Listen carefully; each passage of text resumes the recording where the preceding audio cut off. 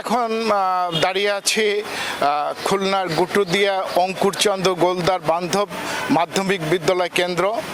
এখানে দুটি কেন্দ্র আছে, এখানে ভোটার সংখ্যা প্রায় ৬,০০০, কিন্তু এখনো পর্যন্ত ভোটারদের সেইভাবে বিচ্ছিন্নভাবে ভোটাররা আসলেও এখনো পর্যন্ত সেইভাবে ভোটারদের লাইন আমরা কিন্তু দেখতে পাচ্ছি না। হ্যাঁ, আমরা কিছুক্ষণ আগে কথা বলেছি খুলনার জেলা প্রশাসক এবং পুলিশ সুপারের সঙ্গে। তিনরা জানিয়েছেন যে প্রতিটি যে তিনটি উপজেলা ডুমুরিয়া, পাইকগাছা এবং কয়রায় যে ভোট চলছে শান্তিপূর্ণ পরিবেশে, শান্তিপূর্ণভাবেই এই ভোট চলছে। কোথাও কোনো অপ্রীতিকর ঘটনা বা এরকম কোনো কিছু খবর তাদের কাছে নাই।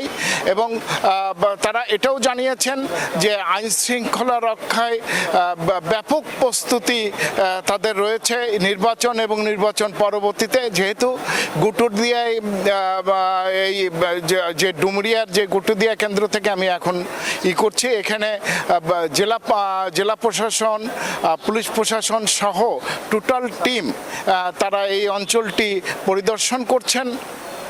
এবং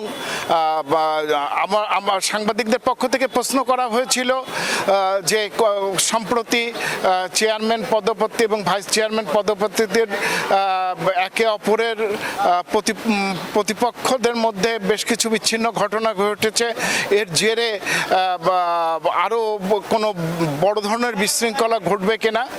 পুলিশ প্রশাসনের পক্ষ থেকে বলা হয়েছে যে তারা শুধু নির্বাচনের দিন না, নির্বাচন পরবর্তী আইন শৃঙ্খলা রক্ষায় পর্যাপ্ত পরিমাণ ফোর্স এখানে মোতায়েন থাকবে এবং তারা আশা করছেন সেইভাবে বড় কোনো দুর্ঘটনা ঘটবে না। এই ছিল আমার কাছে এই পর্যন্ত সর্বশেষ খবর।